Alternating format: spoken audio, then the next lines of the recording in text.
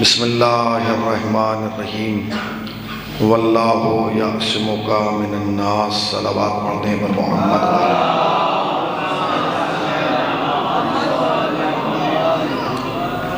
لائق صد احترام قبلہ و کعبہ اور حاضرین فرش عزا، ایک مرحوم کے سال ثواب کے لیے مجلس عزا منعقد کی گئی ہے اور ہم اور آپ جمع ہوئے ہیں ان کے اہل خانہ کو تعزیت پیش کرنے کے لیے اور صبر کی تلقین کرنے کے لیے۔ چونکہ خطابت کا ایک اصول، ایک قانون، ایک دستور یہ ہے کہ ہر آنے والا خطیب خطبے کے آخر میں اما بعد کہہ کے یا قرآن کی کسی آیت کو عنوان قرار دیتا ہے یا حدیث معصوم کو اپنی گفتگو کا محور قرار دیتا ہے، اور پھر اسی کو عنوان بنا کے انسان اپنی گفتگو کو شروع کرتا ہے اور اپنی باتیں، اپنی گفتگو کے جو نتائج ہوتے ہیں وہ آپ کی خدمت عالیہ میں رکھتا ہے۔ میں نے آج کی اس مجلس سے خطاب کے لیے قرآن مجید کی جس آیت کو عنوان قرار دیا ہے، یہ آیت آپ نے بے شمار مرتبہ سنی ہوگی، مگر کبھی بھی سرنامہ کلام کے طور پہ اس آیت کو عنوان قرار نہیں دیا گیا۔ ہاں، گفتگو کے درمیان میں بیچ گفتگو میں خطیب آتا ہے تو اس آیت کی تلاوت کرتا ہے، مگر ایسا نہیں ہے کہ خطبے کے فوراً بعد اسی آیت کو سرنامہ کلام قرار دے اور اسی کو عنوان بنا لے۔ میں نے اس عنوان بنایا ہے کیونکہ ضرورت ہے کہ اس آیت کو عنوان بنایا جائے۔ دیکھیے، کسی بھی شخصیت پر سب سے بڑا ظلم یہ ہوتا ہے کہ اس کا تعارف صحیح نہ کرایا جائے۔ قتل کرنا ظلم ہے اس کی ذات پر، مگر اتنا بڑا نہیں ہے۔ گھر لوٹ لینا سب سے بڑا ظلم یہ ہوتا ہے کسی کی ذات پر، کسی کی شخصیت پر، کہ اس کا تعارف صحیح نہ کرایا جائے۔ سماج میں، معاشرے میں، سوسائٹی میں، کلچر میں آپ اس کا انٹروڈکشن صحیح نہ کرا پائیں۔ اہل بیت پہ جہاں ساری مصیبتیں پڑیں، ان مصیبتوں میں سب سے بڑی مصیبت یہ تھی کہ اہل بیت کا تعارف صحیح نہیں کرایا گیا۔ جبکہ اگر آپ نبی پاک کی زندگی کو دیکھیں تو نبی پاک نے اپنی حیات طیبہ میں اپنا تعارف نہیں کرایا، اہل بیت کا تعارف کرایا۔ توجہ فرمائیے گا، اپنے تعارف پہ زور نہیں دیا، اس لیے کہ نبی نے نہیں کہا کہ مجھے صادق مانو، نبی نے کسی سے نہیں کہا کہ میں سچا ہوں مجھے صادق مانو، مگر علی کے لیے کہا کہ یہ صدیق اکبر ہے۔ نہیں غور کیا آپ نے؟ اپنا تعارف نہیں کرا رہے۔ نبی نے کسی سے نہیں کہا کہ میں امین ہوں، لوگوں نے محمد کو امین خود مانا، مگر علی کے لیے کہا یہ صدیق ہے اور سیدہ کے لیے کہا یہ صدیقہ ہے۔ اگر نبی کی 63 برس کی حیات طیبہ کو آپ دیکھیں تو 4 شخصیتیں ایسی ہیں جن کا نبی نے 12 تعارف کرایا۔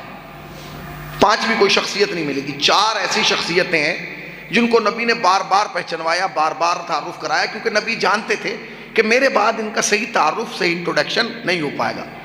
اس میں پہلی ذات جناب امیر کی ذات ہے کہ نبی نے فرمایا انا و علی من نور الواحد، میں اور علی ایک ہی نور کے 2 ٹکڑے ہیں۔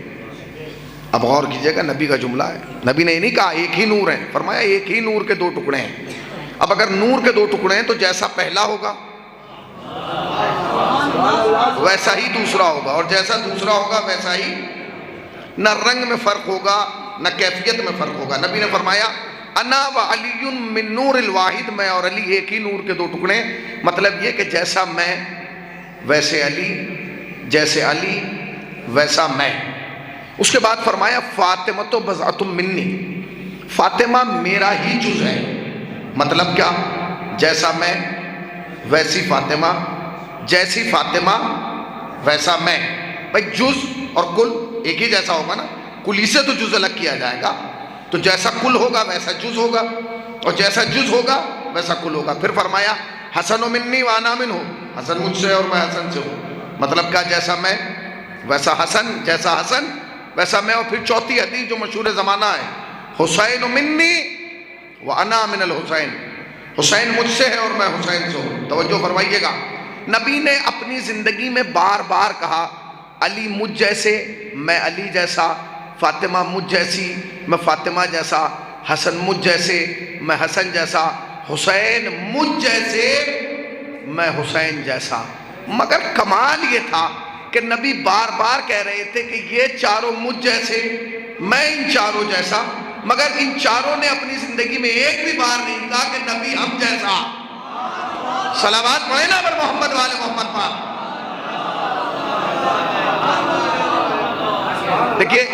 دیکھیے موسم کا انکار کوئی نہیں کر سکتا، سردی کا انکار بھی کوئی نہیں کر سکتا۔ یہ بھی نہیں کہا جا سکتا کہ سردی نہیں ہو رہی ہے تو ہو رہی ہے۔ یہ بھی نہیں کہا جا سکتا کہ نہیں لگ رہی ہے اس لیے کہ ہو رہی ہے تو لگ رہی ہے۔ اگر نہ لگتی تو اتنا سب پہن کے تھوڑی آتے نہ۔ مگر مجھے احساس دلائیے، اگر بات آپ تک پہنچ رہی ہے کہ میں شیشے کے سامنے نہیں شیعوں کے سامنے پڑھ رہا ہوں، اس لیے کہ شیشہ نہیں بولتا، شیعہ بولتا ہے۔ صلوات پڑھیں پر محمد والے محمد۔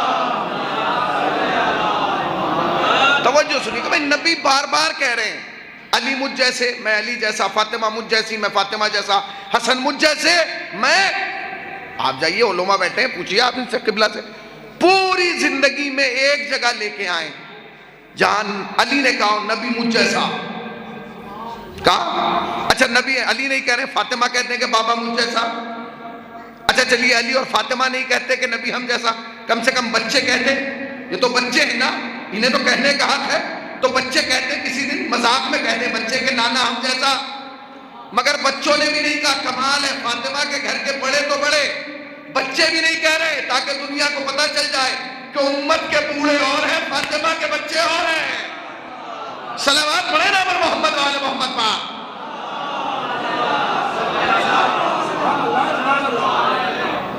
بھئی کم سے کم کوئی نہیں کہہ رہا ہے، بچوں کو تو کہنے کا حق ہے، بچے کہتے ہیں نانا ہم جیسا، مگر نہیں کہا۔ کیوں نہیں کہا؟ تاکہ پتہ لگے کہ امت کے گھرانے اور ہیں، فاطمہ کے گھرانے اور ہیں، امت کے بچے اور ہیں، فاطمہ کے بچے اور ہیں، امت کے بوڑھے اور ہیں اور فاطمہ کے بچے اور ہیں۔ اچھا کیوں نہیں کہہ رہے؟ بھئی کہہ دینا چاہیے تھا۔ نبی بار بار کہہ رہے ہیں علی مجھ جیسا میں علی جیسا ہوں، ہے اس کا خون میرا خون، اس کا گوشت میرا گوشت۔ آپ ایک بھی بار کم سے کم نبی کا دل رکھنے کے لیے کہہ دیجئے کہ بھئی نبی مجھ جیسے ہیں میں نبی جیسا ہوں، نہیں کہا۔ فاطمہ نہیں کہہ رہی کہ بابا ہم جیسا، کیوں؟ کہ تم نہیں جانتے، نبی بار بار کہے بگڑتا کچھ نہیں، ہم ایک بار کہہ دیں بچتا کچھ نہیں۔ اس لیے کہ اگر ہم نے ایک بار بھی کہہ دیا کہ نبی ہم جیسا تو امت مسلمہ لکھ کے رکھ لے گی اور یہ کہے گی علی نے بھی تو کہا تھا، فاطمہ نے بھی تو کہا تھا، حسنین نے بھی تو کہا تھا۔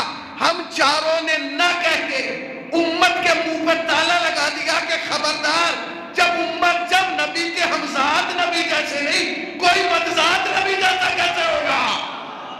صلوات پڑھیں پر محمد والے محمد پاک۔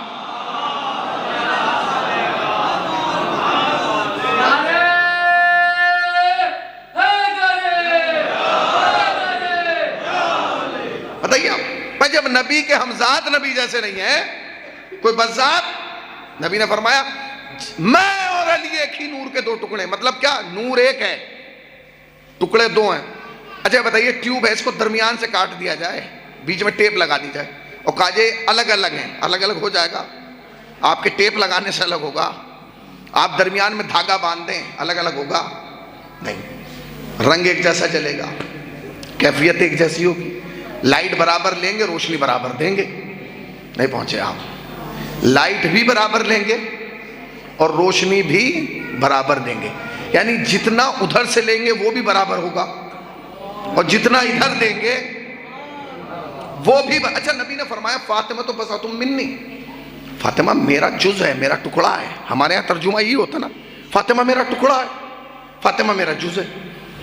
اب اس پہ نقطے بھی لگائے جاتے ہیں، نقطہ بھی عجیب و غریب ہے، وہ نقطہ بھی سن لیجئے۔ ہمارے یہاں نقطہ لگاتے ہیں علماء ذاکرین، یہی پڑھتے ہیں اور ہم نے بھی پڑھا ہے آج تک کہ رسول اللہ نے کہا فاطمہ میرا جز ہے۔ اگر نبی رسول ہے تو فاطمہ رسالت کا جز ہے، اور اگر محمد نبی ہے تو نبوت کا جز ہے، یعنی اگر صداقت ہے تو صداقت کا جز، طہارت ہے تو طہارت کا جز۔ مگر علماء عرفان نے اس کی تعریف بڑی عجیب و غریب کی ہے۔ انہوں نے کہا نبی نے جز نہیں کہا، نبی نے بزا کہا ہے۔ بزا اور ہے، جز اور ہے، بزا اور ہے، جز اور ہے۔ انہوں نے کہا جی بزا میں اور جز میں کیا فرق ہے؟ سنتے رہیے گا نبی نے کیا فرق، تعارف کرایا جا رہا ہے. بزا اور ہے، جز اور ہے. ہر چیز بزا جز تو ہو سکتی ہے، بزا نہیں ہو سکتا. اب علماء عرفان کا جملہ ہے، وہ سن لیجیے گا. وہ کہتے ہیں کہ یہ انگوٹھا میرا جز ہے. یہ انگوٹھا کیا ہے؟ میرا. ذرا زور سے بولیے کیا ہے؟ نہیں میں ممبر پہ اونچا سنتا ہوں، ذرا زور سے بولیں. جز ہے. یہ ہاتھ میرا جز ہے. یہ بازو میرا جز ہے. یہ آنکھ جز ہے. یہ کان، یہ زبان، یہ سر، یہ پاؤں، یہ گھٹنا، یہ پنجہ، یہ سب کیا ہے؟ جز ہے، بزا نہیں ہے. اب اور سن لیجئے ڈاکٹر صاحب سنیے گا. انہوں نے کہا اگر مجھے درمیان سے کاٹ دیا جائے، دو حصوں سے تقسیم کر دیا جائے، تو دونوں جز کہلائیں گے. یہ اس کا جز اور یہ اس کا جز. بزا نہیں کہیں گے. ابھی آپ 3 میلی سے جناب سیدہ پہ سن کے بیٹھیں، اگر کوئی نئی بات ہو تو احساس دلائیے گا کہ میری بات صحیح جا رہی ہے. انہوں نے کہا کہ بزا اور ہے، جز اور ہے. آپ درمیان سے کاٹیں تو وہ کیا رہے گا؟ جز رہے گا، بزا نہیں رہے گا. انہوں نے کہا جی پھر بزا کہاں سے؟ تو انہوں نے نئی بات کہی. انہوں نے کہا اگر مجھے یہاں کے بجائے یہاں سے کاٹا جائے، یہاں کے بجائے یہاں سے کاٹا جائے، تو یہ جو حصہ ادھر والا ہوگا یہ بزا کہلائے گا، اور یہ جو ادھر والا ہوگا یہ جز کہلائے گا. پہنچ گئے آپ؟ اگر کاٹ دیا جائے درمیان سے تو یہ دونوں جز ہیں، مگر اگر بزا کہلانا ہے تو یہ جو ادھر والا حصہ ہوگا یہ بزا کہلائے گا، اور یہ ادھر والا جز کہلائے گا. ابھی آپ نہیں پہنچے، اب پہنچیں گے. وہ کہتے ہیں بزا کے لیے شرط ہے کہ جس حصے کو بزا کہا جائے وہ تعداد میں 75% ہو. نہیں بلن 100 ہے، 25 ایک طرف ہو، 75 ایک طرف ہو. اور قریب آ جاؤں، 4 ٹکڑے ہوں، 3 ایک طرف ہو، 1 ایک طرف ہو، تو جو 3 والا ہے وہ بزا ہے. جو 1 والا ہے یعنی جدھر 75 ہوگا وہ بزا کہلائے گا، جدھر 25 ہوگا وہ جز کہلائے گا. اب میں آپ سے پوچھنا چاہتا ہوں بہت آہستہ سے، آپ کسی پرچون کی دکان پہ جائیے اور اس کا ترازو لے کے ایک طرف 75 رکھیے، ایک طرف 25 رکھیے، ہوگا کیا؟ جو 75 والا ہوگا پلڑا بیٹھتا چلا جائے گا، 25 والا اٹھتا چلا جائے گا. آج تک مسلمانوں کی سمجھ میں یہ نہیں آ رہا تھا، جب فاطمہ آتی تھی تو محمد اٹھ کیوں جاتے تھے؟ ارے بھیا کیا کرے، جدھر 75 تھا وہ بیٹھتا جا رہا تھا، جدھر 25 تھا وہ اٹھتا جا رہا تھا. ایک سلامات پڑھے پر محمد و آل محمد پر.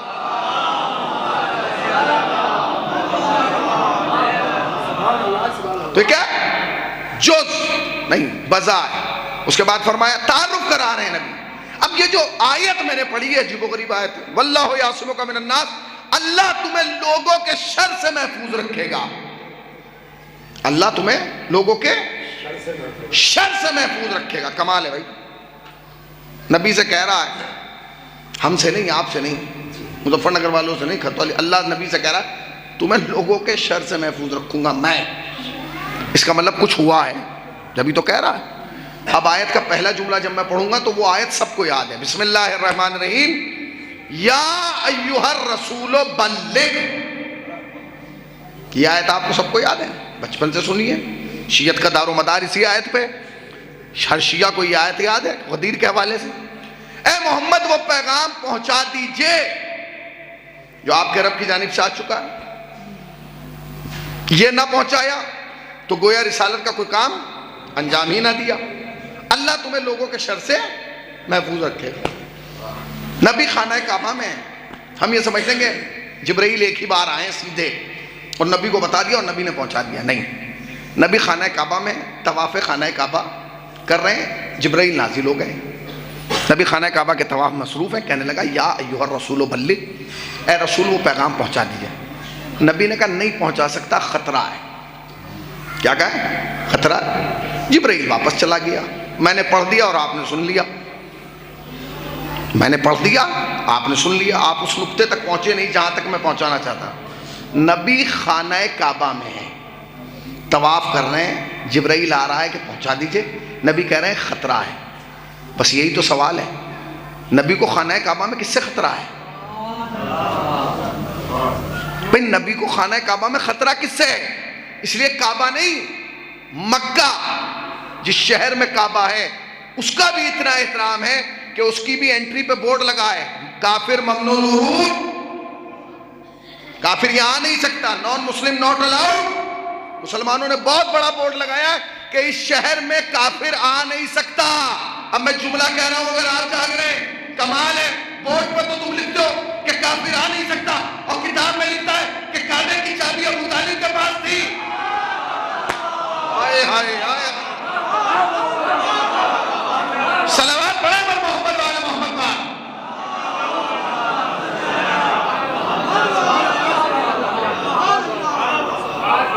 میں تم بورڈ پر تو لکھ رہے ہو کافر آ نہیں سکتا، اور کتاب میں لکھ رہا ہے چابی ابو طالب کے پاس تھی۔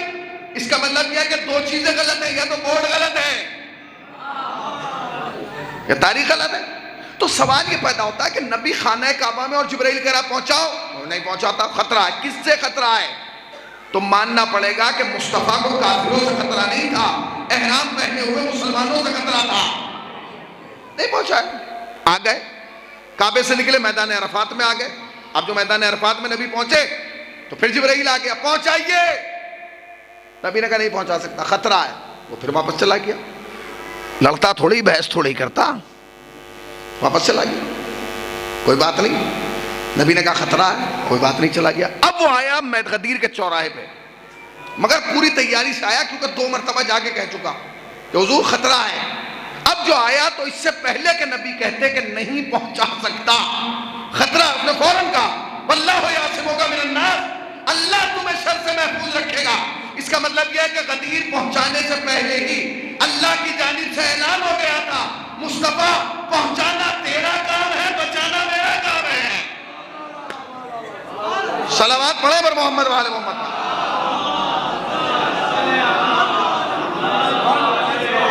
پہنچانا تیرا کام ہے، بچانا میرا کام ہے۔ اعلان آ گیا، رک جاؤ، نبی نے روک دیا، ٹھہر جاؤ، ٹھہر گئے، بیٹھ جاؤ، بیٹھ گئے۔ یا نبی اللہ سنا دیجئے، کہا بھی نہیں سناؤں گا۔ کہا کب؟ کہا جب سناؤں گا، جب پیچھے والے آگے آ جائیں گے، اور جو آگے چلے گئے ہیں وہ پیچھے آ جائیں گے۔ اچھا 1 منٹ بتائیے، آپ یہاں کھڑے ہوں سڑک پہ، ٹھیک ہے، اور آپ کو لوگوں کو جمع کرنا ہے، مطلب مثال کے طور پہ ایک بارات جا رہی ہے، ٹھیک ہے، اور اس میں دولہا کی گاڑی بیچ میں، آدھے آگے نکل گئے، آدھے پیچھے، اور وہ دولہا ضد لگا لے کہ بھئی میں تو آگے جب جاؤں گا کہ جب وہ پیچھے والے یہاں آئے اور مجھے ساتھ لے کے جائیں، تو ہر آدمی کہے گا کیوں بے وقوفی کر رہا ہوں، وہیں چلو، سب ایک ساتھ ہو جائیں گے، وہ پیچھے والے تو آئے رہے۔ یہ بھی سمجھ میں نہیں آیا۔ نبی کو چاہیے تھا یا تو سب کو لے کے آگے چلے جاتے، مگر نہیں، نبی وہیں رک گئے جہاں جبرائیل آیا، بس وہیں چل گئے۔ جو آگے گئے انہیں پیچھے بلاؤ، جو پیچھے ہیں ان کو، اچھا جو بیچ والے انہیں کو سنا دیجئے یہ آگے پیچھے کا کھیل کیوں ہے۔ کہ تم نہیں سمجھے، علی کو ماننا کمال نہیں ہے، نقطے پہ رہ کے ماننا کمال ہے۔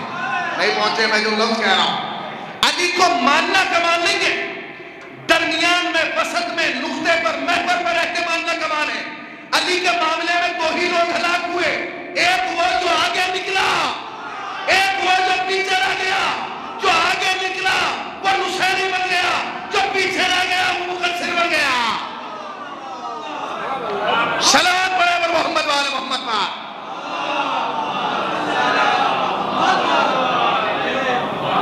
علی کو ماننا کمال نہیں، نقطے پر، محور پر رہ کر ماننا کمال ہے۔ نبی نے کہا کہ ٹھیک ہے، ہو گیا۔ اب میں آپ کو وہ غدیر نہیں سناؤں گا جو سنتے ہیں آپ، جو میرے درمیان کے نقطے ہیں وہ میں آپ کو سناتا ہوں، اور پھر اپنے موضوع تک، تاکہ وہ قریب آ جائے اس منزل تک جہاں تک میں لے جانا چاہتا ہوں۔ نبی نے ایک طویل خطبہ ممبر پہ دیا، لوگوں نے سنا۔ اس کے بعد نبی ممبر سے اترے، لوگ یہ سمجھے تھے کہ خطبے پہ غدیر ختم ہو گئی، اب نبی اتر گئے، ختم ہو گئی، مگر خطبے پہ ختم نہیں ہوئی تھی، غدیر شروع ہوئی تھی۔ نبی اتر گئے، لوگوں نے کہا اب کیا کریں؟ کہا خیمہ لگاؤ، خیمے میں مسند بچھاؤ، مسند پر علی کو بٹھاؤ۔ خیمہ بھی لگ گیا، مسند بھی بچھ گئی، علی بھی بیٹھ گئے۔ اب کیا ہوگا؟ نبی نے کہا جتنے آئے ہیں سب سے کہو کہ علی کی کیا کریں؟ بیعت کریں۔ یہ بھی معاملہ سخت تھا۔ کہا جی ٹھیک ہے سب بیعت کر لیں گے۔ ایک صاحب آگے بڑھو، انہوں نے کہا یا نبی اللہ پہلے یہ بتائیے سب سے پہلے بیعت کون کرے گا؟ سب سے پہلے؟ تو آپ نے فرمایا سب سے پہلے میرے گھر کی عورتیں بیعت کریں گی، میرے گھر کی مستورات یہ بیعت کریں گی۔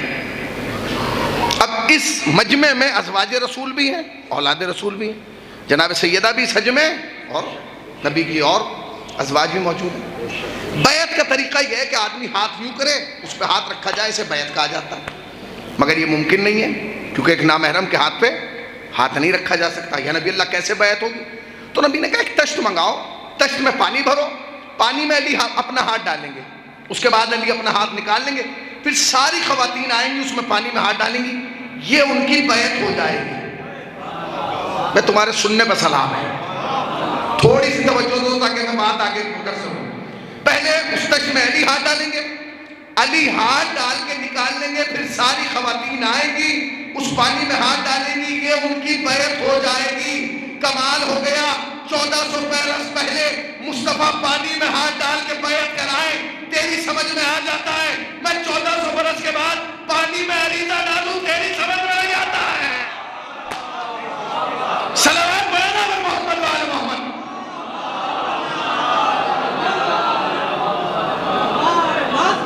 1400 برس پہلے نبی علی ہاتھ ڈلوا کے بیعت کروا رہے ہیں، نبی وہ تمہاری سمجھ میں آ رہا ہے، اور ہم عریضہ ڈال رہے ہیں، اس میں تم سوال کر رہے ہو۔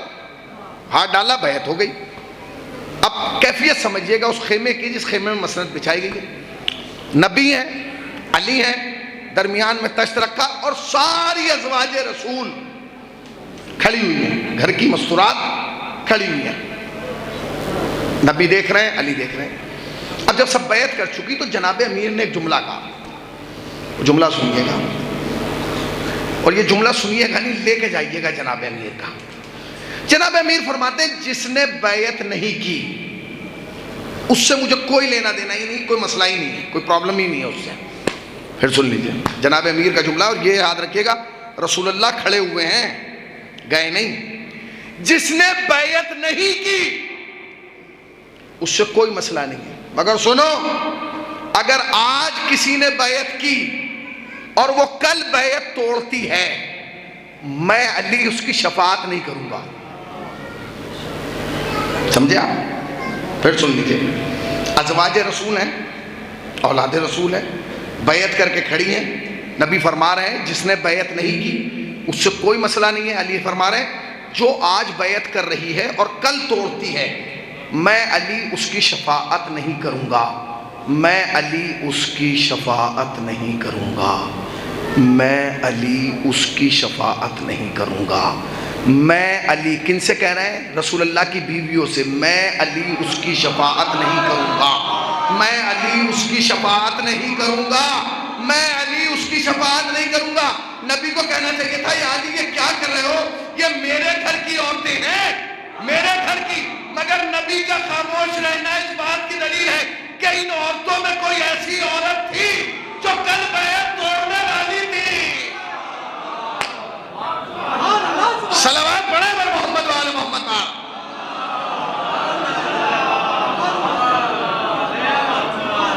میں علی اس کی شفاعت نہیں کروں گا، اس کا مطلب کیا ہے؟ توڑنے والی بیعت ہو گئی۔ اب ایک صحابہ کہیں گے جی اب کون بیعت کرے گا؟ نبی نے کہا مرد کریں گے بیعت۔ کہا جی مردوں میں کون بیعت کرے گا؟ تو نبی نے نام بتایا کہ پہلے فلاں اور پھر فلاں اور پھر فلاں اور پھر سب۔ لائن لگ گئی، بیعت کے لیے لائن لگ گئی۔ اب جب بیعت ہونے لگی لائن لگنے لگی۔ اچھا جو یہ کام لائن والا ہوتا ہے نا، اس میں آگے والے سے زیادہ جلدی پیچھے والے کو ہوتی ہے۔ مثلا آپ راشن لے رہے ہو لائن میں تو جو پیچھے والا ارے بھائی جلدی لو، آپ ووٹ ڈال رہے ہو ارے بھائی جلدی لو، ٹرین کا ٹکٹ لے رہے ہو ارے بھائی جلدی لے، بینک میں پیسے جمع کرا رہے ہو نکال رہے ہو ارے بھائی جلدی، دیر کیوں کر رہا ہے؟ ہوتا ہے وہ یہ پیچھے والا سوچتا ہے یہ خالی کھڑا ہوا، یہ اپنی مرضی سے کھڑا ہوا، اسے یہ نہیں پتا کہ اسے بھی جلدی ہے۔ اب لائن لگی ہوئی ہے خیمے میں، علی کی لائن لگی ہوئی ہے۔ اب آپ سمجھ گئے نا کہ آگے کون ہے؟ سمجھ رہے ہیں نا؟ جو نہیں سمجھے وہ سمجھ جائیں کون ہے.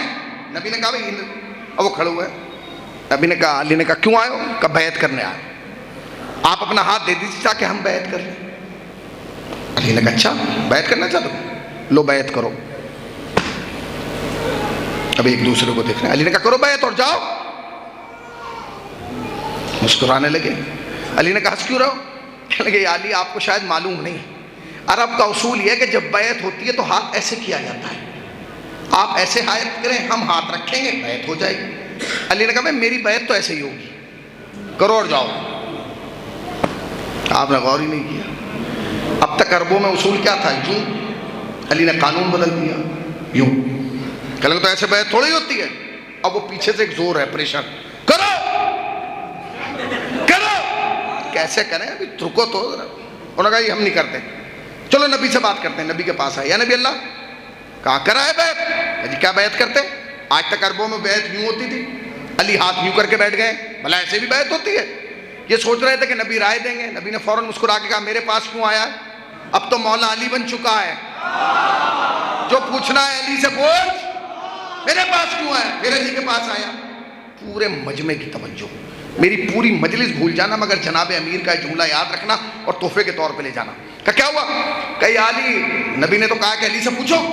تو کہا کہ یا علی ہماری سمجھ میں نہیں آیا، آج تک سب بیعت کیوں لیتے تھے، آپ کیوں لے رہے؟ علی نے کہا سن، جو بیعت یوں لیتا ہے وہ لیتا نہیں مانتا ہے. ہائے ہائے، جو بیعت یوں لے رہا ہے، لے نہیں رہا، مان رہا ہے. میں بیعت مان نہیں رہا ہوں، بیعت لے رہا ہوں. علی نے جملہ کہہ کے قیامت تک کے لیے ایک حد فاصل کھینچ دیا کہ اب چاہے جسے جو بنا لو، مگر یاد رکھنا بیعت مانگنے والے اور ہیں، بیعت لینے والا اور ہے. صلوات پڑھے پر محمد وآل محمد پاک.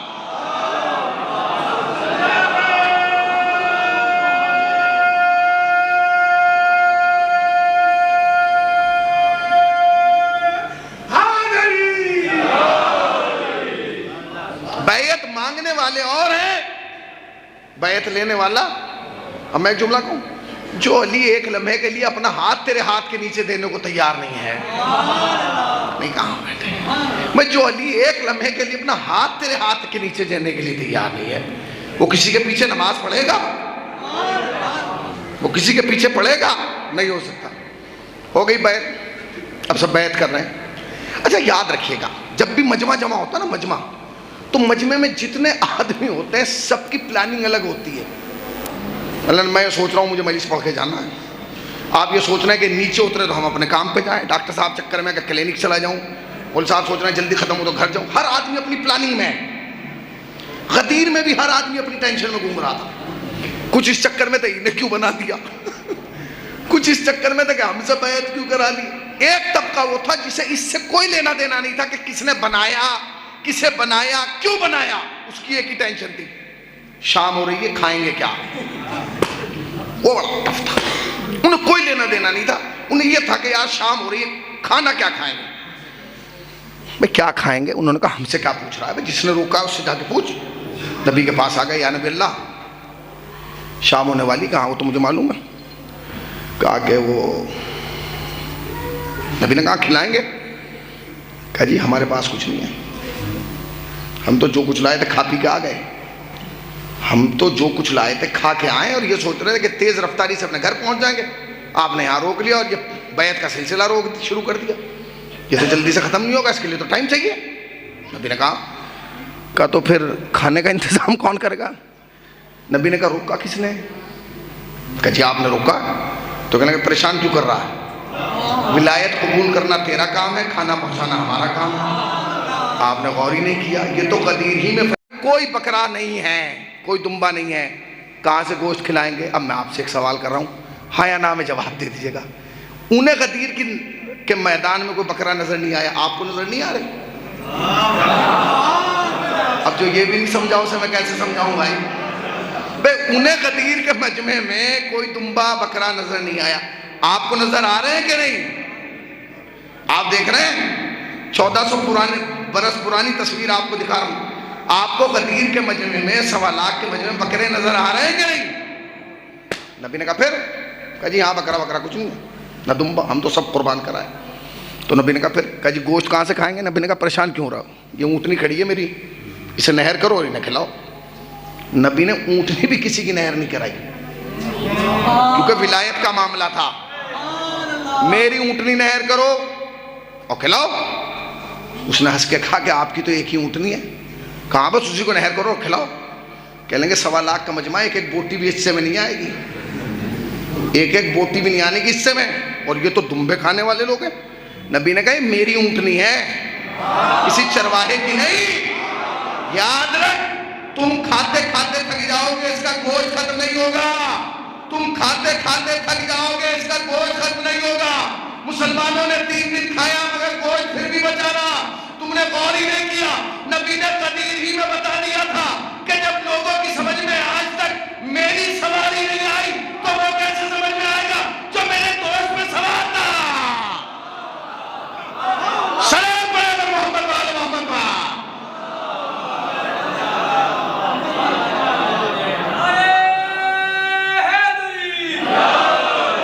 بولیا بھائی، نبی نے فیصلہ کر دیا، اب ہو گئی بھائی، 3 دن لوگ رکے، کھایا پیا۔ تو اب اس کا ماحصل نتیجہ جو ہے وہ یہ ہے، ایک سوال کی صورت میں آپ سے سوال کر رہا ہوں، یہ جو نبی نے سنایا اور نبی نے جو کھلایا، اس مجمع کی تعداد کتنی تھی جسے کھلایا اور جسے سنایا؟ بھیا بولیے۔ اچھا جو چپ بیٹھے ہیں ان کا نظریہ کچھ اور ہے، بولیے کتنا مجمع تھا بھائی؟ 1.25 لاکھ تھا۔ جس نے بہت گھٹایا مولانا، اس نے بھی 1,20,000 لکھا، اس نے بھی 1,20,000 لکھا۔ اور سنیے، یہ حدیث غدیر ہی کو شرف حاصل ہے کہ اس کا کوئی انکار نہیں کر پایا۔ بڑی بڑی چیزوں کا انکار کیا گیا، مولا کے معنی بدلے مگر حدیث کو نہ بدل سکے۔ کیوں؟ کیونکہ اتنے راوی ہو گئے بھائی، 1,25,000 کا مجمع جسے سن رہا ہو۔ تو غدیر میں کتنا مجمع تھا؟ 1.25 لاکھ کا مجمع ہمارے نبی کو سن رہا تھا غدیر میں۔ نبی نے غدیر میں مجمع کو سنایا تو 1.25 لاکھ، کھلایا تو 1.25 لاکھ۔ اب سنتے رہیے گا، غدیر ہوئی ہے 18 ذی الحجہ کو، 18 ذی الحجہ کو غدیر ہوئی ہے۔ اسلامک کیلنڈر کا آخری مہینہ ہے ذی الحجہ۔ ذی الحجہ کا مہینہ تھا، 18 تاریخ تھی، سن 10 ہجری تھی۔ کیا تھی؟ سن 10 ہجری، 18 ذی الحجہ سن 10 ہجری، جس دن غدیر ہوئی ہے۔ اب نبی نے 18 ذی الحجہ سن 10 ہجری کو اعلان غدیر کیا۔ ذی الحجہ اسلامک کیلنڈر کا آخری مہینہ ہے، 12 دن کے بعد دن بھی بدل جائے گا اور سال بھی بدل جائے گا۔ 12 دن کے بعد مہینہ بدلا تو محرم آ گیا، سال بدلا تو 11 ہجری آ گیا۔ محرم شروع ہوا، 30 دن محرم چلا، 30 دن محرم چلا، پھر مہینہ بدلا سفر کا، 28 دن سفر کے، 12 ذی الحجہ کے، 30 محرم کے، 28 سفر کے، ٹوٹل کتنے ہو گئے؟ 12، بولیے 12 اور 30 42 اور 28 70۔ پوری توجہ، جو میں جملہ دے رہا ہوں اسے لے کے جائیے گا۔ غدیر کے پورے 70 دن کے بعد ہمارے نبی نے اس دنیا کو چھوڑا۔ مسلمانوں سے ہمارا سوال یہ ہے کہ جسے سننے کے لیے 70 دن پہلے 1.25 لاکھ کا مجمع تھا، 70 دن کے بعد اسی محمد کے جنازے پر کتنا تھا؟ ہائے ہائے ہائے ہائے، بتائیے بھائی 70 دن پہلے جسے سننے کے لیے 1.25 لاکھ کا مجمع کھڑا ہوا تھا، 70 دن کے بعد اس کا جنازہ اٹھ رہا ہے، کتنا مجمع ہونا چاہیے تھا؟ سوال ہے میرا، عالم اسلام سے سوال ہے، آپ سے تھوڑا ہی ہے بھائی، پورے عالم اسلام سے میرا سوال ہے کتنا مجمع ہونا چاہیے تھا؟ ایک اور سوال کر لیتا ہوں، یہ جو نبی کے سامنے 1.25 لاکھ کا مجمع کھڑا تھا، کیا کل مسلمانوں کی تعداد 1.25 لاکھ تھی؟ جو نبی کے سامنے کھڑا ہوا تھا یہ کل 1.25 لاکھ تھے کیا؟ نہیں، سے یوں سمجھیے، کیا پورے کھتولی کا مجمع یہ ہے؟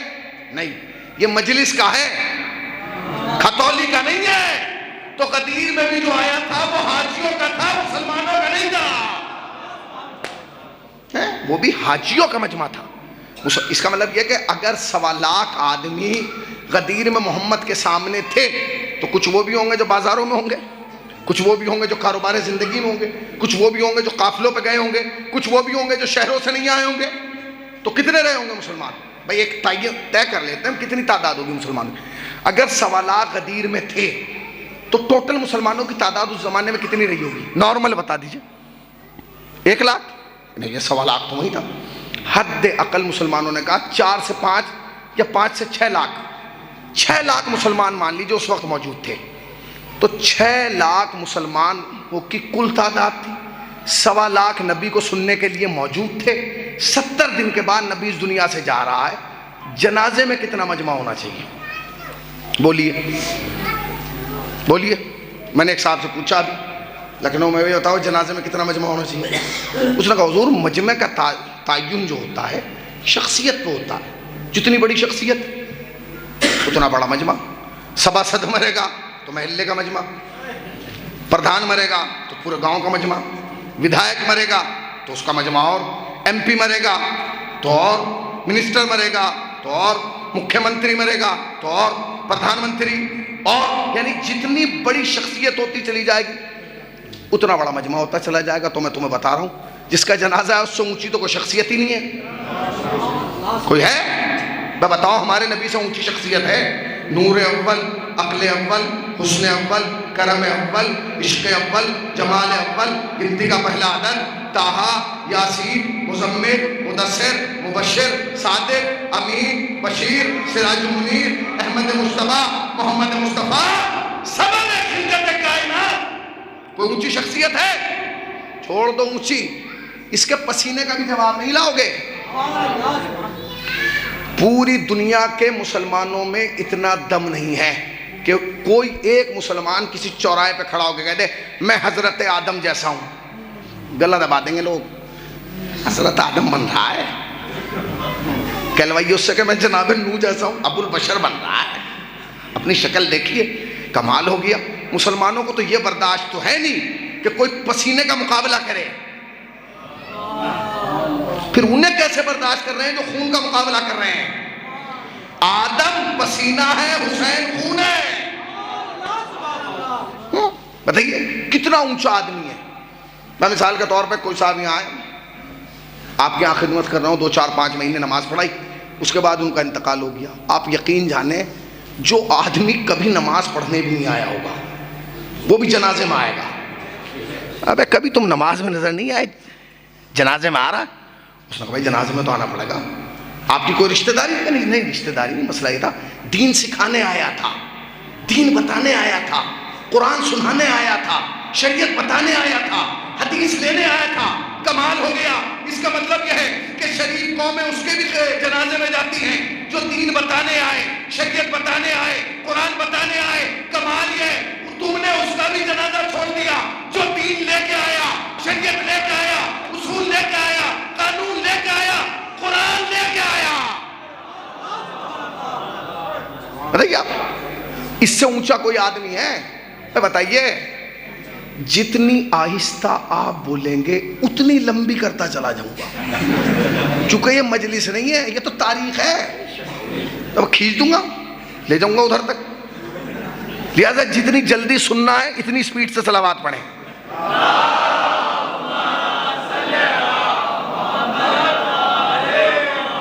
اب صلوات انہوں نے اتنی سپیڈ سے پڑھی کہ مجھے ایسا لگ رہا کہ سننا نہیں چاہ رہے ہیں.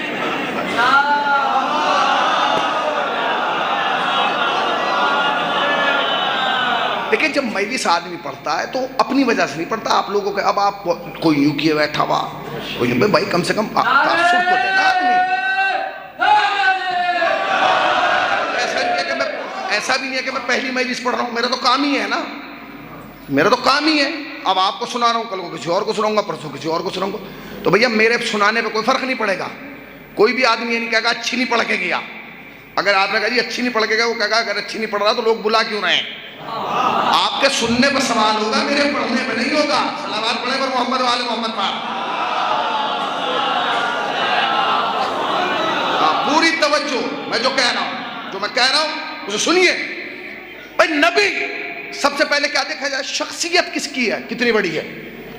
تو شخصیت تو نبی کی ہے، نبی سے تو بڑا کوئی آدمی نہیں۔ اب بتائیے مجمع کتنا ہونا چاہیے؟ مسلمانوں کی کل تعداد 6 لاکھ ہے، 1.25 دن پہلے سن رہے تھے، جنازہ اس کا ہے جس سے اونچا کوئی ہے ہی نہیں کائنات میں، کتنا مجمع ہونا چاہیے تھا اس کے جنازے میں؟ آگے بڑھ جائیے مولانا۔ شخصیت کے بعد سب سے دوسری چیز جو جنازے پر اثر انداز ہوتی ہے کس شہر میں جنازہ اٹھ رہا ہے۔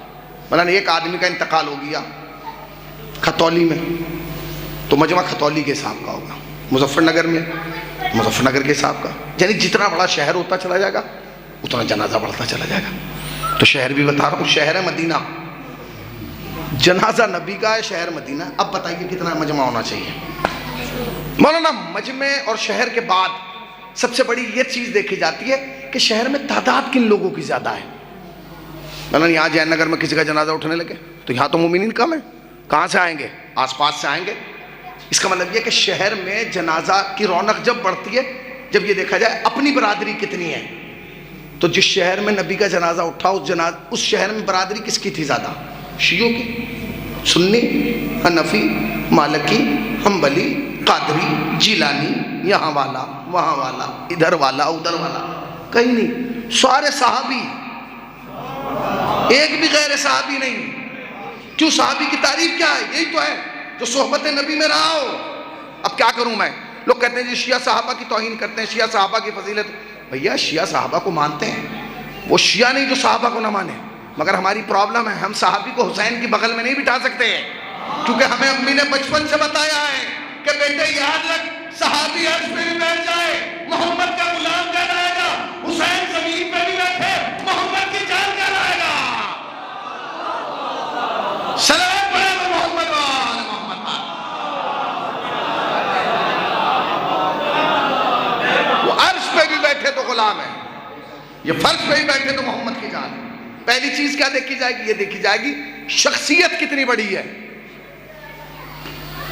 سب سے بڑی شخصیت ہے کائنات میں محمد مصطفیٰ کی، اور جو محمد مصطفیٰ سے اوپر کسی کو مانے نا اللہ کے علاوہ، وہ ہماری نگاہ میں لعنتی تھا، لعنتی ہے اور لعنتی رہے گا۔ نہیں میں جملہ مکمل کر دوں، جو بھی نبی سے کسی کو بڑھائے وہ لعنتی تھا، لعنتی ہے، لعنتی رہے گا، مگر جو بھی نبی کے بعد علی سے کسی کو بڑھائے وہ بھی لعنتی تھا، لعنتی ہے اور لعنتی رہے گا۔ تو سب سے پہلے کیا چیز دیکھی جاتی ہے؟ شخصیت۔ جنازہ کس کا ہے؟ اس کی شخصیت کیا ہے؟ تو شخصیت تو میں نے بتا دیا آپ کو، کون ہے؟ نبی ہے، سب سے بڑا نبی ہے، نبیوں کا نبی ہے، رسولوں کا رسول ہے، مرسل اعظم ہے، خاتم النبیین ہے، سبب خلقت کائنات ہے، اس سے بڑا آدمی کون ہو سکتا ہے؟ دوسرے شہر، شہر مدینہ، مدینہ تو رسول۔ شہر میں تعداد کس کی ہے زیادہ؟ صحابہ کی ہے، صحابہ ہیں اکثر۔ مولانا ان تینوں چیزوں کے بعد جو سب سے بڑی چیز دیکھی جاتی ہے وہ دیکھی جاتی ہے مرنے والے کی سسرال کتنی پاور والی ہے۔ سسرال سے بھی تو مجمع پڑتا ہے، لوگ بھائی سسرال سے بہت لوگ، ارے بھائی بڑی سسرال ہے، بڑا خانوادہ ہے، ہمیں بہت آہستہ سے جملہ کہہ رہے ہیں۔ کسی کی ایک سسرال ہو تو مجمع اتنا، 2 ہوں، 3 ہوں، 4 ہوں، جو سسرالیں بڑھتی رہیں گی ویسے رونے والوں کی تعداد بڑھتی رہے گی، ہمارا داماد مر گیا، ہمارا مر گیا۔ اچھا نبی کی تو 9 ہی وہی تھی، 9، میں کسی کی 2 ہو جائیں تو مجمع نہیں رکتا، نبی کی تو 9 تھی۔ اب بتائیے کتنا مجمع ہونا چاہیے تھا؟ نبی کی 9 سسرال، کہاں گیا مجمع؟ دوربینوں سے نہیں دکھ رہا، گوگل نہیں سرچ کر پا رہا، جنازے میں مجمع کتنا ہونا چاہیے؟ پھر یہ دیکھا جائے گا سمدھیانے کہاں کہاں ہیں۔ تو بقول آپ کے 4 بیٹیاں ہیں تو پھر تو 4 نہ صحیح 3 تو داماد ہوں گے۔ پتہ نہیں کہاں بیٹھے ہیں آپ، میں کیا کہہ رہا ہوں؟ میں نے سارے اینگلوں سے سارے رخوں سے آپ کو بتا دیا۔ شخصیت کتنی بڑی ہے، شہر کتنا بڑا ہے، شہر میں اپنی تعداد کتنی ہے، سسرال کہاں ہیں، سمدھیانے کہاں ہیں، میں نے سب بتا دیا۔ اب بتاؤ کہ مجمع کتنا ہونا چاہیے تھا؟ جانتے ہو جس سماج میں ہم رہتے ہیں، جو مظفر نگر کا سماج ہے، اس کا جانتے ہیں حالات کیا ہیں؟ ہمارے یہاں اگر کوئی بڑی شخصیت مر جائے نا، گاؤں میں ذرا پاورفل آدمی صاحب، اور مجمع نہ آئے تو 6 مہینے تک اس کے سویم نہیں، 6 ماہی تک اس بات پہ تبصرہ ہوگا میں بڑا آدمی تھا مگر مجمع نہیں آیا بھائی. کمال ہے. ہمارے یہاں پردھان مر جائے مجمع نہ آئے تو سوال اٹھتا ہے. یا نبی کے جنازے پہ ہم پوچھ رہے ہیں کتنا مجمع ہے، بتاؤ کتنا مجمع ہونا چاہیے تھا؟ 1 لاکھ تھا؟ بولو 1 لاکھ تھا؟ 90,000 80 70 60 50 40 30 20 10,000 5,000 1,000 500 100 آدمی 50 آدمی 10 آدمی؟ لعنت ہو تم پہ. اتنا بڑا آدمی جا رہا ہے، 10 آدمی بھی نہیں. 7 آدمی نبی کے جنازے میں تھے. کتنے؟ پھر سن لیجئے کتنے؟ پوچھو نا مسلمانوں سے، عالم اسلام سے پوچھو کہاں گیا مجمع؟ زمین کھا گئی، آسمان نکل گیا، کہاں چلے گئے لوگ؟ 7 آدمی مرسل اعظم کے جنازے میں تھے. اب اگر میں ان کے نام بتاؤں گا تو اور درد ہوگا لوگوں کو، کیونکہ یہ عالی تھے، عالی والے تھے. 7 آدمی مرسل اعظم کے جنازے. اب لوگوں کو بڑی تکلیف ہے. اصل میں یہ لوگ جو ہے نا، انہیں اس لیے نہیں مانتے کیونکہ سیدہ کے جنازے میں نہیں آئے تھے. سیدہ کے تو جنازے کا مسئلہ ہی نہیں ہے. ہم تو اس لیے ناراض ہیں کہ نبی کے جنازے میں نہیں آئے تھے. اب جب میں جملہ کہہ رہا ہوں جوانوں سن لینا جملہ اور پذیرائی کر لینا. ہمیں اس بات کا شکوہ نہیں ہے کہ سیدہ کے جنازے میں نہیں آئے، ہمیں شکوہ اس بات کا ہے کہ رسول کے جنازے میں نہیں آئے. سیدہ نے تو خود نہیں آنے دیا.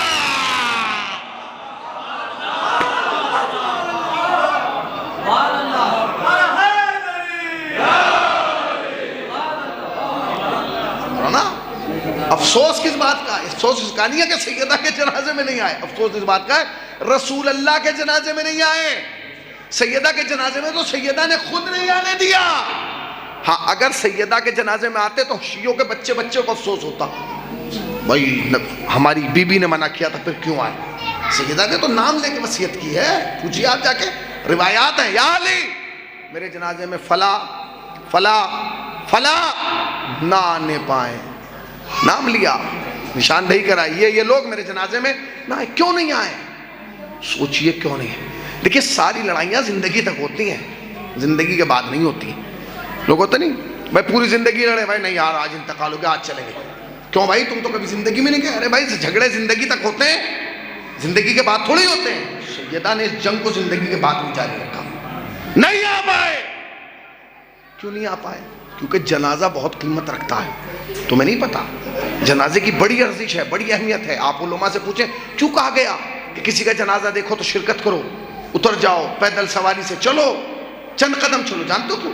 اس لیے کہ روایات میں وارد ہوا ہے کہ جب کسی مومن کا جنازہ اٹھتا ہے اور اسے اٹھا کے قبر تک پہنچایا جاتا ہے اور قبر میں اسے لٹایا جاتا ہے اور تختے رکھے جاتے ہیں تو منکر نکیر بعد میں آتے ہیں. پہلے اس کی قبر میں ایک آواز گونجتی ہے، اے نئے مکان میں آنے والے نئے مہمان، اللہ نے تجھے تحفہ دیا ہے کہ اللہ نے ان سب کے گناہ معاف کر دیے جنہوں نے تیرے جنازے میں شرکت کی. اللہ نے ان سب کو بخش دیا جنہوں نے تیرے جنازے میں شرکت کی. تم نے غور ہی نہیں کیا. مومن کے جنازے کا عالم یہ ہے جو میرے جنازے میں آئے وہ بخشا جائے، جو تمہارے جنازے میں آئے وہ بخشا جائے، جو ان کے جنازے میں آئے وہ بخشا جائے. کمال یہ ہے جو ہمارے جنازوں میں آ رہا ہے وہ تو بخشا جا رہا ہے. پھر سیدہ کے جنازے کا عالم کیا ہوگا؟ اب سیدہ کی وصیت سنیے، یا علی میرے جنازے میں یہ نہ آئے، یہ نہ آئے، یہ نہ آئے. اس کا مطلب یہ ہے کہ مشیت فاطمہ یہ تھی کائنات بخشی جائے مگر نہ یہ بخشا جائے، نہ یہ بخشا جائے، نہ یہ بخشا.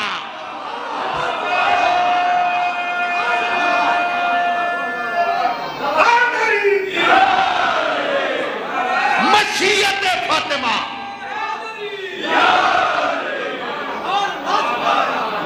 مشیت فاطمہ یہ کائنات بخشی جائے، یہ افراد نہ بخشی جائے. آج عزائے فاطمیہ ابھی گزری ہے، آپ نے 3 دن مجلسیں کی. یاد رکھیے گا مجلس 3 ہی دن کیجئے، 5 دن کیجئے، 10 دن کیجئے، آپ کی اپنی مرضی ہے. 121 دن منائیے. 13 جمادی الاولیٰ سے لے کے 3 جمادی الثانی. شہزادی کی 2 روایات ہیں. ایک 13 جمادی الاولیٰ، ایک 3 جمادی الثانی۔ 13 جمادی الاولیٰ کو نجف اشرف میں بہت بڑا جلوس نکلا۔ حضرت آیت اللہ بشیر نجفی، خدا ان کو حیات طولانی دے، ہزاروں لاکھوں علماء ساتھ میں پابرہنہ حرم حضرت امیر تک گئے۔ 3 جمادی الثانی کو قم میں جلوس نکلا، حضرت آیت اللہ وحید خراسانی صاحب کی قیادت میں ہزاروں علماء گئے۔ تو یہ جو ٹائم ہے نا، انہیں مخصوص کیجئے عزائے فاطمیہ سے، اس میں خوشی نہ منائیے، اس میں شادیوں کی تاریخیں نہ رکھیے، اس میں پرہیز کیجئے۔ کیوں؟ کیونکہ یہ ایام مخصوص ہیں حضرت زہرا سے۔ کچھ کام ہمارے ہاں ہو رہا ہے، کچھ نہیں ہو پایا۔ ہمارے گھر گھر میں بی بی سیدہ کی کہانی مشہور ہے، یاد رکھیے گا۔ وہ کہانی نہیں ہے، کہانی کہہ کے اس کے وزن کو ہلکا نہ کرو، وہ معجزہ جناب سیدہ ہے، وہ سیدہ کی ولایت اور اس کے اختیار کا اعلان ہے کہ سیدہ مردے زندہ کر سکتی تھی، اس کو ہلکا نہ کرو۔ ہماری مائیں بہنیں گھروں میں حدیث قصہ پڑھتی ہیں، خوب پڑھیں، وہ بھی فاطمہ زہرا سلام اللہ علیہا سے منسوب ہے، مگر میری گزارش ہے کہ خالی معجزہ جناب سیدہ اور حدیث قصہ تک نہ رہیں۔ آپ عربی میں نہ پڑھیے، مگر اپنے یہاں سال میں 1 بار 2 بار 3 بار اہل خانہ کو جمع کر کے اردو میں بیٹھ کے، عربی میں نہیں، اردو میں بیٹھ کے خطبہ فدق ضرور پڑھیے۔ لوگوں نے خطبہ فدق کو جو ہے وہ شیعوں کی میراث بنا دی۔ نہیں، اسے تعصب کی نظر سے نہ دیکھیں، اسے تبرک ہم حضور نہ سمجھیں، اسے نہ سمجھیں کہ اس کے پڑھنے سے اختلاف پیدا ہوگا۔ نہیں، ہمارے بچوں کو جیسے کربلا یاد ہے نا،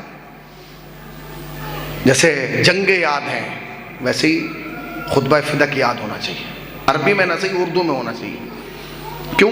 کیونکہ یہ ان کی میراث ہے، یہ ہماری پہچان ہے، یہ ہماری شناخت ہے۔ علماء نے بڑا کام کیا ہے، اردو میں موجود ہیں۔ اللہ ان تمام علماء کو حیات طولانی دے جنہوں نے جناب سیدہ سلام اللہ علیہا کے حوالے سے کام کیا ہے۔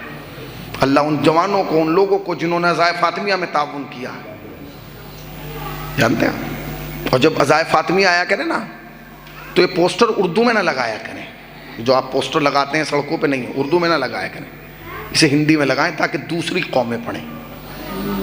اور اس پوسٹر پہ جانتے ہیں کیا لکھیں؟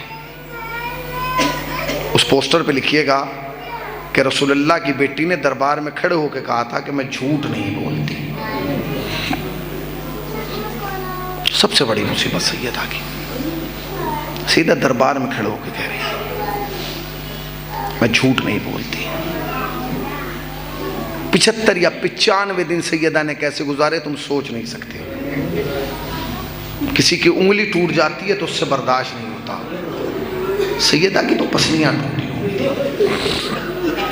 خدا مرحوم کو غریق رحمت فرمائے، ان کے درجات بلند ہوں، انہیں جوار اہل بیت میں جگہ عنایت فرمائے، ان کی اولادوں کو صبر جمیل عطا فرمائے، ان کو جوار امام حسین میں جگہ عنایت فرمائے۔ میری یہ جوانوں سے گزارش ہے، اسے وصیت سمجھنا، نصیحت سمجھنا، کہ عزائے فاطمیہ پہ کوئی کمپرومائز نہیں کرنا، جتنا ہو سکے بڑھا کے کریں۔ مولانا میں حالات ایسے نہیں ہیں، حالات بدلنے ہی کا نام سیدہ ہے۔ علماء عرفان کہتے ہیں کہ جس کے گھر میں کھانے کی کمی ہو، رزق کی کمی ہو، کاروبار میں خیر و برکت نہ ہو، اپنے گھر میں 3 دن جناب سیدہ کی مجلس سے رکھیں۔ یقین جانو جب سیدہ کی فرش ازا گھر میں بچھاؤ گے نا، تو تمہیں خود نہیں پتا ہوگا کہ کون کون کہاں کہاں سے تمہارے کام بنتے آ رہے ہیں۔ جناب سیدہ کی مجلس سے رکھیے۔ خوش قسمت ہیں وہ افراد جنہوں نے اپنے گھر میں فرش ازائے فاطمہ بچھایا ہے۔ میری ماؤں بہنوں سے گزارش ہے، جیسے محرم میں اپنے گھر میں روز ماتم کرتی ہو نا، عزائے فاطمیہ میں اپنے گھروں میں روز ماتم کی۔ کیوں؟ فاطمہ بڑی مظلومہ ہے، کتنی مظلومہ ہے، جانتے ہو کتنی بڑی مظلومہ ہے، تم سوچ نہیں سکتے۔ بڑا سخت ہوتا ہے، بہت سخت ہوتا ہے۔ میں نے کہا نا، میرا تقریر کا پہلا جملہ یاد ہے، کسی شخصیت پہ سب سے بڑا ظلم یہ ہوتا ہے اس کا تعارف صحیح نہ کرایا جائے۔ آپ شریف و خبیث بتا دیں، مظلوم کو ظالم بتا دیں، مقتول کو قاتل بتا دیں، اچھے کو برا بتا دیں، سچے کو جھوٹا بتا دیں، تو جب تک اسے سنتا، جہاں تک یہ بات بڑھے گی آپ کے گناہوں میں اضافہ ہوتا رہے گا۔ تعارف صحیح کرائیں، آپس میں تعارف صحیح کرائیں، ایک دوسرے کا تعارف صحیح کرائیں، دوستوں میں تعارف صحیح کرائیں، رشتہ داروں میں تعارف صحیح کرائیں، خصوصاً جہاں رشتے ہو رہے ہیں ایک دوسرے کا تعارف صحیح کرائیں، کسی بزم میں بیٹھے تو تعارف صحیح کرائیں، اس لیے کہ یہ وہ گناہ ہے جس کا نہ جانے کہاں تک آپ نے ایک کا تعارف کہیں غلط کرایا وہ بڑھتا رہے گا۔ فاطمہ کی سب سے بڑی مظلومیت یہ تھی کہ غدیر جیسے اہتمام کے بعد بھی سیدہ کو مدینے میں علی کا تعارف کرانا پڑا۔ دق الباب کیا، لوگوں کو بلایا، سیدہ دروازے دروازے جا کے کہتی تھی کیا تم غدیر بھول گئے کہ تم نے میرے علی کو میرے پاپا کے ہاتھوں پہ نہیں دیکھا تھا، کہ تم نے میرے علی کو، اللہ اکبر، یہ مظلومیت ہے جناب سیدہ کی۔ جانتے ہیں امام حسن کی مجلس ہوئی شہادت 28 رجب سفر، خطیب نے مصائب پڑھے، ایران کے ایک بڑے خطیب ہیں، مصائب پڑھے، گھر آ کے سو گئے، خواب میں امام حسن کو دیکھا، کیفیت عجیب ہے، چہرہ اترا ہوا ہے، پریشان ہے۔ تو اس خطیب نے کہا کہ مولا ناراض ہے؟ کہا نہیں۔ کہا مولا کوئی کمی رہ گئی؟ کہا ایک کمی رہ گئی۔ کہا کیا؟ کہ تو نے میرے پورے مصائب نہیں پڑھے۔ اس نے کہا مولا میں نے پڑھا تو ہے، میں نے یہ پڑھا ہے آپ کو زہر کیسے دیا گیا، میں نے یہ پڑھا ہے آپ کے جگر کے ٹکڑے کیسے ہوئے، میں نے یہ پڑھا ہے آپ کو الٹی کیسے آئی، میں نے یہ پڑھا کہ تشت میں جگر کے ٹکڑے نکل آئے، میں نے یہ پڑھا کہ آپ کو غسل کیسے دیا گیا، میں نے یہ پڑھا آپ کا جنازہ کیسے اٹھا، میں نے یہ پڑھا آپ کے جنازے میں تیروں کی بارش ہوئی، مولا میں نے یہ بھی پڑھا کہ آپ کا جنازہ گھر میں واپس آیا، مولا میں نے یہ بھی پڑھا کہ آپ کو نانا کے بجائے اماں کے بغل میں پڑھا دفن کر دیا گیا، مولا اب اس کے بعد کون سے مصائب تھے جو میں نے نہیں پڑھے؟ امام حسن نے کہا نہیں، تو نے میری زندگی کی سب سے بڑی مصیبت نہیں پڑھی۔ کہ مولا وہ کون سی؟ کہ میری سب سے بڑی مصیبت یہ نہیں تھی کہ مجھے زہر دے دیا گیا، میرے جنازے میں تیر لگے، میری سب سے بڑی مصیبت یہ تھی میں 7 برس کا تھا، میرا دروازہ جلا دیا گیا، میں 7 برس کا تھا، میری اماں کا پہلو توڑ دیا گیا، میں 7 برس کا تھا، میرا محسن مار دیا گیا، میں 7 برس کا تھا، میری ماں کے رخسار پر تماچا لگا۔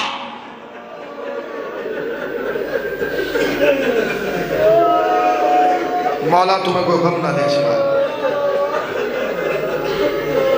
اللہ اکبر، اللہ اکبر۔ ہمارے یہاں عموماً روایت میں یہی پڑھا جاتا ہے کہ جناب سیدہ کے جنازے میں جو سب سے زیادہ چیخے مار کے رو رہے تھے امام حسین تھے، مگر حضرت آیت اللہ وحید خراسانی کہتے ہیں نہیں، سب سے زیادہ کریا کرنے والی ذات کا نام امام حسن تھا۔ اور جب امام حسن چیخے مار کے رو رہے تھے نا تو فضا اور عثماء نے جا کے کہا مولا اگر آپ ایسے روئیں گے حسین کو کون سنبھالے گا؟ مولا آپ بڑے ہیں ذرا صبر سے کام لیجئے۔ حسین حسن نے سینے پہ ہاتھ مار کے کہا عثماء تو نے انصاف نہ کیا، ارے جو میری آنکھوں نے دیکھا وہ حسین نے نہیں دیکھا، کہ میں نے اپنی ماں کو تماچا کھاتے ہوئے دیکھا ہے۔ خدا نہ کرے کہ کوئی بیٹا اپنی ماں کو تماچے کھاتے ہوئے دیکھے، بہت بڑی مصیبت ہو۔ بس 2 مصرے پڑھ رہا ہوں، حسن اکبر دبئی سے فرماتے ہیں، بس سن لیجئے گا، اس کے بعد میں کوئی مسائل نہیں پڑھوں گا۔ 2 مصرے، یہی مرثیہ ہے، یہی اختتام ہے، یہی پرسہ ہے، مولا مرحوم کو غریب رحمت فرمائے۔ حسن اکبر کہتے ہیں بطول روئی ہے فضا کو یہ بتاتے ہوئے، اللہ اکبر۔ میری ماں بہنوں سن لینا، کہتے ہیں بطول روئی ہے فضا کو یہ بتاتے ہوئے حسن نے دیکھا ہے مجھ کو تماچے کھاتے ہوئے، ارے میرے تماچے لگتے رہے میرا حسن۔